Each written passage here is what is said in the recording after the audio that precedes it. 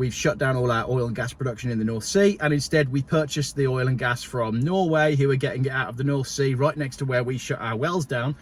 And again, you've got all of this amazing coal in Scotland, you've got coal in Kent, you've got coal in Scotland, in Wales, and yet we don't use any of that. Neil Oliver was saying when he heats his home, he's using coal from probably Colombia. Coal from Colombia, which is insane. And I already said before on this channel about how the steam railway in Wales uses coal that comes from Australia, right? Now let's put this into context that nobody else has done so far. £1.50 per litre for petrol, and that's the fuel that we rely on. This is a bottle of prosecco, right? This is 750 millilitres. Now, if you don't know, 1,000 millilitres is a litre.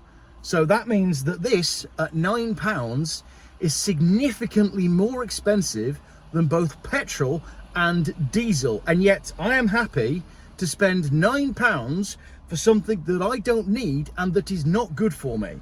So when the price of petrol goes up to £9 a litre, I'm not going to have any choice but to pay it, because I need to get to where I need to go to, whether that's to the shop, whether it's to look after family and friends, whether it's to enjoy yourself. I'm going to do it because on balance, petrol is still cheap compared to less than 1 litre of prosecco at £9. You know, this is what, £10-11 a litre.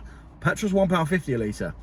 Petrol is ludicrously cheap because they need petrol and diesel to be ludicrously cheap, because they need the economy to function. Because without a functioning economy, the whole entire system crashes completely. Because if people can't afford to fuel their cars, cars are how we get around, cars are how all the goods, all the stock, everything gets around.